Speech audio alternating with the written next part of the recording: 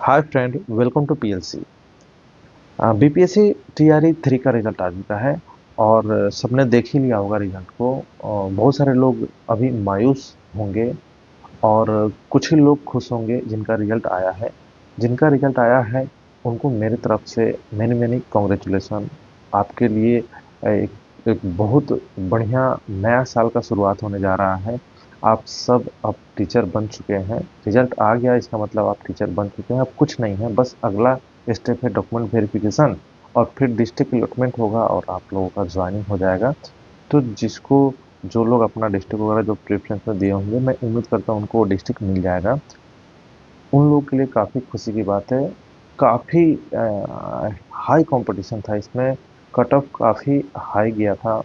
जाहिर सी बात है, सीटें कम रहेंगी तो कंपटीशन हार्ड होगा ही, कट ऑफ ज़्यादा जाएगा ही। एग्ज़ाम भी काफ़ी हार्ड था। तो जो लोग इसमें सेलेक्ट हुए हैं कहीं ना कहीं वो इस लायक थे, वो डिज़र्व करते थे। वो लोग सेलेक्ट हुए हैं और उनको मेरे तरफ से वेलकम है। आइए इस फील्ड में, मैं ऑलरेडी हूँ, आप लोग को पता होगा ही कि मैं टीआरई 1 में सिलेक्टेड हुआ था और मैं अभी अच्छा खासा सर्विस मेरा 1 साल हो भी गया है। आप लोग भी आइए पढ़ाइए। बिहार के जो भी ग्रामीण विभाग में, जो भी ग्रामीण क्षेत्र में जितने भी विद्यालय हैं, वहाँ तो बच्चे भी नहीं मिल पाते हैं, लेकिन आप लोग धीरे धीरे इसका प्रचार प्रसार कीजिएगा तो बच्चे कंप्यूटर साइंस में भी एडमिशन लेंगे। खैर छोड़िए, वो सब बातें तो दूर की है, वो जब आप जाइएगा तो खुद समझिएगा। टीआरई 4 में जो वैकेंसी आने वाली है, ये काफ़ी ज़्यादा मात्रा में वैकेंसी आने वाली है। तो जो लोगों का टीआरई 3 में नहीं हुआ है वो उदास नहीं हो, वो फिर से लड़ने के लिए एकदम तैयार हो जाए। और वैकेंसी जब ज़्यादा मात्रा में आएगा तो कहीं ना कहीं ये एक्सपीरियंस आपको काफ़ी हेल्प कर देगा। जो टीआरई 1 2 3 में जो आप बैठे होंगे वो आपको हेल्प करेगा। टीआरई 4 में पक्का आपका सिलेक्शन हो जाएगा। टीआरई 4 में जो वैकेंसी आने वाली है, यूट्यूब पे तो ट्रेंड कर रहा है, एकदम सारे चैनल बना रहे हैं। कंप्यूटर साइंस की सीटें इतनी आ रही है, कोई 26,000 प्लस, कोई 28,000 बोल रहा है, कोई 31,000 तक चला गया है वैकेंसी। लेकिन इतना मानिए 26,000, क्योंकि 26,000 वैकेंसी की बात हुई थी कैबिनेट में भी, मतलब कि मंत्रालय से भी, ये शिक्षा मंत्री के जुबान से भी निकला था। तो 26,000 प्लस आएगा, इसके लिए श्योर रहिए। हाँ, लेकिन वैकेंसी किस कैटेगरी में आएगा, 6 to 8 में आएगा, 9 to 10 में आएगा, या 11 12 की भी सीटें होंगी इसमें, ये अभी कुछ क्लियर नहीं है। ठीक है। तो यहाँ पे जो भी बातें होगी एकदम ऑथेंटिक, आपको ऐसे खुश करने वाली बातें नहीं होंगी, या जो लोग इसके लिए एलिजिबल नहीं है उनको भी हम एक आस बंधा दें कि नहीं आप लोगों का भी होगा, ऐसी कुछ बातें नहीं है। चलिए अब हम लोग कुछ इस पर बात करते हैं। सबसे पहला मैटर फंस रहा है एलिजिबिलिटी क्राइटेरिया। कौन से लोग एलिजिबल होंगे, इस पर मैंने ऑलरेडी वीडियो बना रखा है, लेकिन आ, उस पर उतना व्यू नहीं आया, क्योंकि मैंने बहुत पहले बनाया था वो वीडियो। और बहुत सारे लोग आजकल जो ट्रेंड कर रहा है उस वीडियो को देख रहे हैं और उसमें बहुत सारी गलत जानकारी दी जा रही है आप लोगों को। ठीक है। तो थोड़ा सा हम उस पर भी बात करेंगे। तो जो भी कंप्यूटर टीचर जो टीजीटी के लिए होते हैं उनके लिए क्या एलिजिबिलिटी क्राइटेरिया रहता है, इस पे मैं ऑलरेडी वीडियो बना चुका हूँ, आप देख सकते हैं। फिर इस वीडियो में भी मैं इस पे बात करूंगा। इससे पहले हम बात करते हैं कि अभी तक की जो बहाली होती है वो कैसे होती है। ठीक है।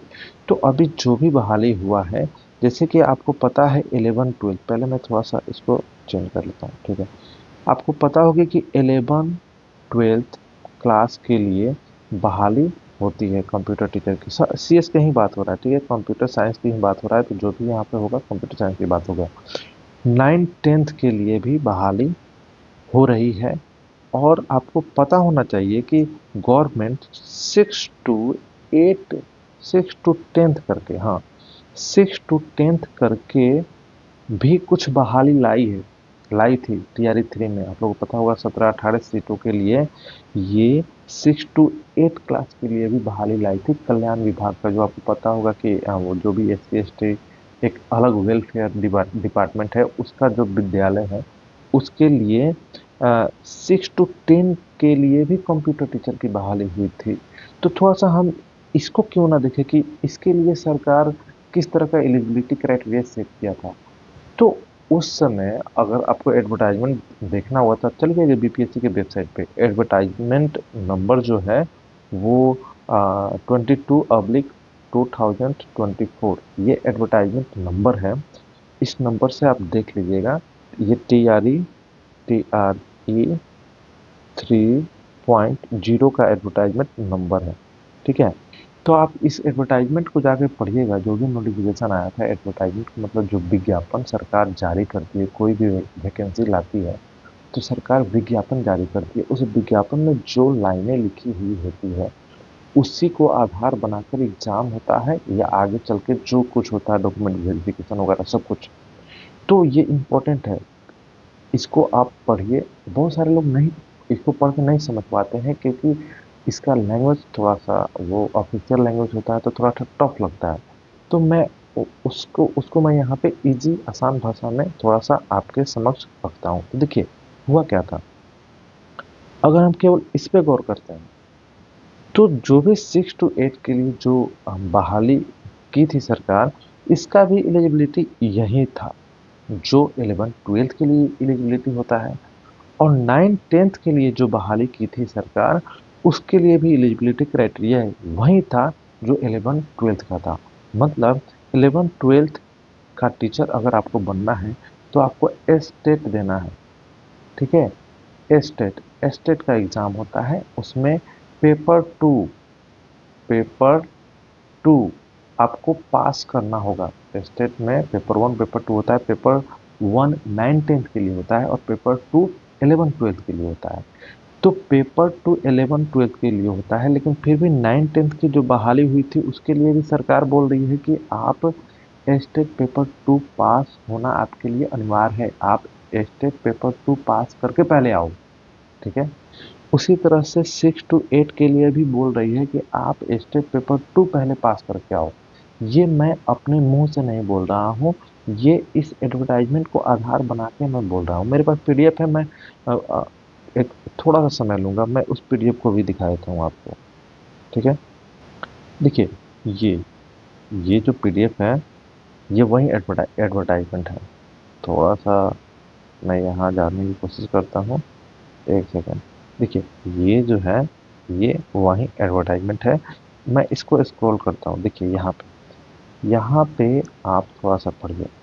थोड़ा-सा आपको क्या करना होगा, इन सब चीज़ों को समझना होगा मतलब कि पेपर को आधार बना के, कहीं न कहीं कुछ डॉक्यूमेंट को आधार बना के ऐसे हवा में बात नहीं करना होगा। तो देखिए यहाँ पे स्पष्ट लिखा है, शिक्षा विभाग एवं अनुसूचित जाति एवं अनुसूचित जनजाति कल्याण विभाग के उच्च माध्यमिक विद्यालय अध्यापकों 11th-12th तो शिक्षा विभाग का हो गया, इसको साइड कीजिए। 6 टू 10 देखिए यहाँ पे लिख रहा है 6 टू 10 अनुसूचित जाति अनुसूचित जनजाति के कंप्यूटर विषय के लिए स्टेट पेपर 2 में उत्तीर्ण हो, ये अनिवार्य है। उनका स्टेट पेपर 2 में उत्तीर्ण होना अनिवार्य है।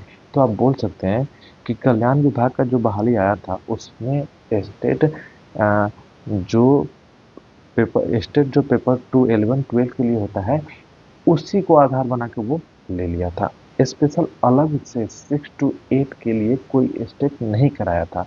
तो इस बार भी सरकार ऐसा कर सकती है कि वो बोल सकती है कि जो लोग स्टेट 11th-12th के लिए दिए थे, वही लोग एलिजिबल होंगे 6 टू 10 के लिए। या हो सकता है शिक्षा विभाग का बहाली स्पेशल अलग से आ रहा है इतना 26,000 प्लस, तो हो सकता है सरकार अलग से स्टेट ले ले। देखिए अभी हो सकता बात है, तो हो सकता है में कुछ भी हो सकता है, लेकिन जो आपके सामने है ये ऑथेंटिक है, ठीक है? तो ये तो हो सकता है, ये तो पक्का है, लेकिन सरकार थोड़ा-सा राहत देने के लिए अलग से स्टेट ऑर्गेनाइज़ करा दे, तो उससे आपका भला और ज़्यादा हो जाएगा। जो लोग स्टेट पास नहीं है, वो लोग पास कर जाएँगे फिर दोबारा।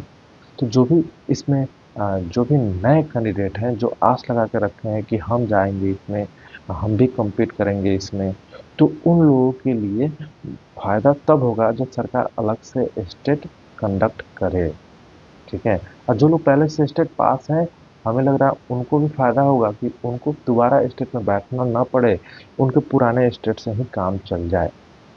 तो ये सब बातें हैं कहीं ना कहीं। तो देखिए आगे सरकार क्या करती है। तो ठीक है इतना। अब आते हैं एलिजिबिलिटी क्राइटेरिया पे, ठीक है। अब इसमें कुछ नहीं है, आगे जाकर हम आपको जो भी दिखाएंगे वो तो 11th 12th के लिए ही दिखाएंगे, ठीक है।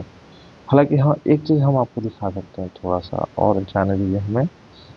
हाँ यहाँ पे देखिए, यहाँ पे हम आपको एक चीज़ दिखा सकते हैं। देखिए यहाँ पे भी स्पष्ट लिखा है, ये जो कॉलम है एल, इसमें देखिए यहाँ पे स्पष्ट लिखा है वही कल्याण विभाग हेतु 6 to 10, मतलब छठा से 10वीं में कंप्यूटर विज्ञान विषय के लिए विद्यालय अध्यापक के लिए आवश्यक शैक्षणिक योग्यता, मतलब कि आपका एलिजिबिलिटी क्राइटेरिया। तो क्या एलिजिबिलिटी क्राइटेरिया है? वही है जो 11th 12th के लिए था, वही है जो 11th 12th विषय का जो कंप्यूटर टीचर है उनके लिए जो एलिजिबिलिटी क्राइटेरिया था, एमसीए होना चाहिए, मास्टर डिग्री होना चाहिए, बीटेक होना चाहिए, तो ये सब है। लेकिन अगर इसी को रख दे सरकार इस बार, तब तो बहुत लोगों का नुकसान होगा, क्योंकि बाकी स्टेट में भी वैकेंसी होती है, वहाँ पे मास्टर डिग्री को आधार नहीं बनाया जाता है, वहाँ पे बैचलर डिग्री को आधार बनाया जाता है। अगर आप 6 to 10th के टीचर बनते हैं तो हर स्टेट का अपना अपना कुछ नियम बनाने का तौर तरीका होता है। तो अब बिहार सरकार देखिए क्या नियम बनाती है। अभी तो नियम बना नहीं है, ठीक है। जो लोग भी बता रहे हैं एलिजिबिलिटी क्राइटेरिया ये होगा, वो सब अभी हवा में ही बात कर रहे हैं। वो केवीएस को आधार बना के बात कर रहे हैं, केंद्रीय विद्यालय का जो एग्जाम होता है उसको आधार बना के बात कर रहे हैं, या एनवीएस का जो एग्जाम होता है उसको आधार बना के बात कर रहे हैं, या अदर स्टेट में जैसे राजस्थान में भी होता है और हरियाणा में भी होता है, तो वो सबको आधार बना के बात कर रहे हैं। तो उम्मीद कीजिए कि सरकार उसी को कॉपी कर ले। उसी को कॉपी कर लेता है, तब तो बैचलर डिग्री, जो भी बैचलर डिग्री लेके बैठे हैं कंप्यूटर साइंस में, उन सब का भला हो जाएगा। तो हम भी चाहते हैं कि बैचलर डिग्री वाले के लिए अलाउ कर दिया जाए, क्योंकि बहुत लोगों को भला हो जाएगा, ठीक है। तो ये जो भी यहाँ पे आपको दिख रहा है एलिजिबिलिटी क्राइटेरिया, ये सब समझिए कि 11th 12th के लिए है। आप पहुंच करके पढ़ सकते हैं। हमें पता है कि बहुत सारे लोग को ये पढ़ के भी समझ में नहीं आएगा। बहुत सारे स्टूडेंट हमें कॉल करते हैं, मैसेज करते हैं कि सर ये जो लिखा है ये हमको समझ में नहीं आता है, यहाँ बीसीए लिखा है। अब ये बीसीए देख के वो पूरी तरह से पागल हो जाते हैं कि बीसीए वाले +2 में टीचर बन सकते हैं। लेकिन वो ये नहीं समझ पाते हैं कि बीसीए के साथ यहाँ पे एवं लगाकर स्नातकोत्तर भी लिखा हुआ है, मतलब पीजी की भी डिमांड की जा रही है, बीसीए के साथ आपका पीजी भी होना आवश्यक है। ये छोटे छोटा टर्म नहीं समझ पाता है लोग, जिसकी वजह से वो लोग काफ़ी कंफ्यूज रहते हैं, ठीक है।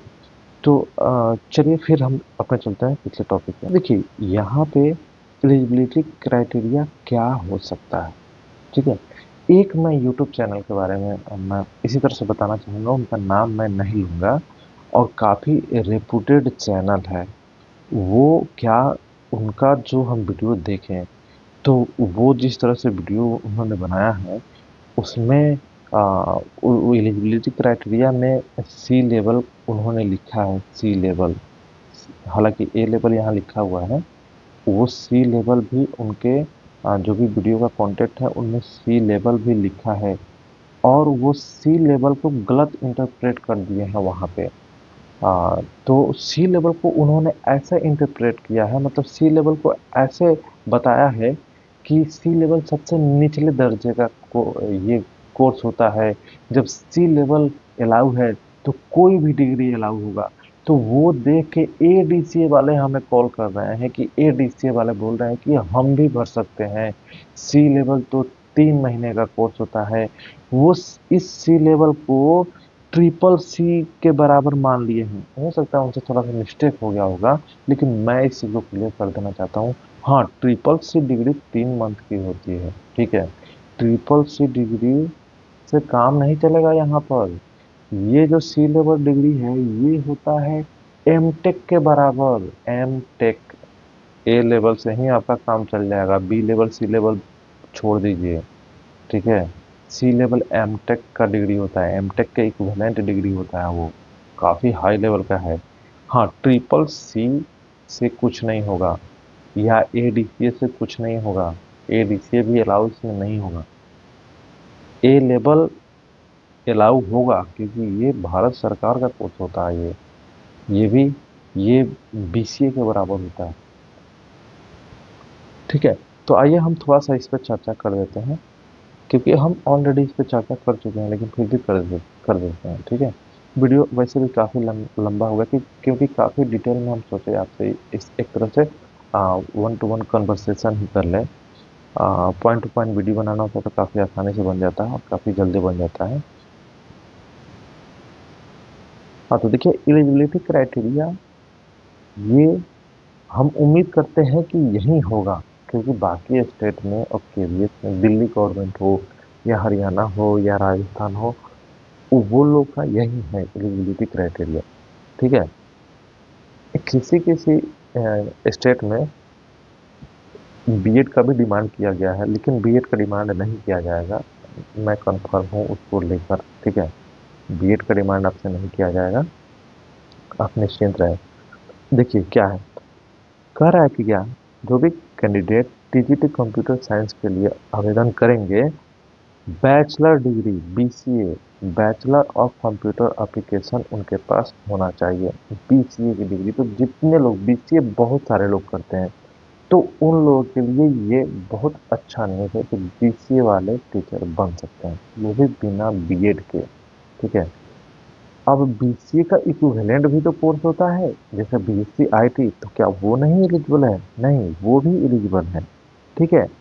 अगर कोई ग्रेजुएशन किया है, बैचलर डिग्री, मतलब कि ग्रेजुएशन कोई किया है, और वो पूरा का पूरा ग्रेजुएशन वो कंप्यूटर साइंस से किए हैं, मतलब कोर सब्जेक्ट उनका कंप्यूटर साइंस ही है, तो वो भी एलिजिबल है। जैसे बीएससी आईटी में कंप्यूटर साइंस नहीं पढ़ाया जाता, तो बीएससी आईटी भी वो क्या होंगे, एलिजिबल होंगे। तो अब जाहिर सी बात है, बीएससी आईटी एलिजिबल है तो एमएससी आईटी भी एलिजिबल होगा, ठीक है। अब आइए बीई या बीटेक, अगर कंप्यूटर साइंस या इंफॉर्मेशन टेक्नोलॉजी से किए हैं तो आप एलिजिबल हैं। तो ये बीटेक और जो भी बी किए हुए होंगे, वो सारे लोग भी एलिजिबल होंगे, ठीक है। अब आगे बढ़ते हैं, यहाँ पे ए लेवल की बात करते हैं, ठीक है। तो देखिए ए लेवल एक कोर्स होता है, नाइलिट प्रोग्राम, यहाँ पे डोएक लिखा है, पहले डोएक नाम था, अब इसका नाम नाइलिट हो गया है। ये डोएक सोसाइटी गवर्नमेंट की है, भारत सरकार की है। भारत सरकार क्या करता है, वैसे विद्यार्थी जो अपना ग्रेजुएशन किसी अदर सब्जेक्ट में कर रहे हैं, कोई भी सब्जेक्ट से ग्रेजुएशन कर रहे हैं, लेकिन कंप्यूटर साइंस भी पढ़ना चाहते हैं, तो उनके लिए भारत सरकार ओ लेवल, ए लेवल, बी लेवल, सी लेवल, इस तरह का प्रोग्राम चलाती है। तो अगर कोई ओ लेवल पास होगा तो वो एलिजिबल नहीं है, क्योंकि ओ लेवल 1 साल का कोर्स होता है, ठीक है। तो वो एलिजिबल नहीं है। लेकिन अगर कोई ए लेवल पास होगा तो वो एलिजिबल है। तो ए लेवल कोई अगर पास है और किसी भी सब्जेक्ट से वो ग्रेजुएशन अगर कर लिया है तो वो एलिजिबल है, ओके। आगे बढ़ते हैं। तो जाहिर सी बात है, जब ओ लेवल वाला एलिजिबल है तो बी लेवल वाला भी एलिजिबल होगा और सी लेवल वाला भी एलिजिबल होगा। मैं सी लेवल की बात कर रहा हूँ, ये एमटेक लेवल का डिग्री होता है, मैं ट्रिपल सी की बात नहीं कर रहा, ठीक है। तो ये हो गया एलिजिबिलिटी क्राइटेरिया। मैं इस वीडियो को यहीं खत्म करता हूँ, काफ़ी लंबा वीडियो हो गया। मिलते हैं नेक्स्ट वीडियो में, देखने के लिए धन्यवाद।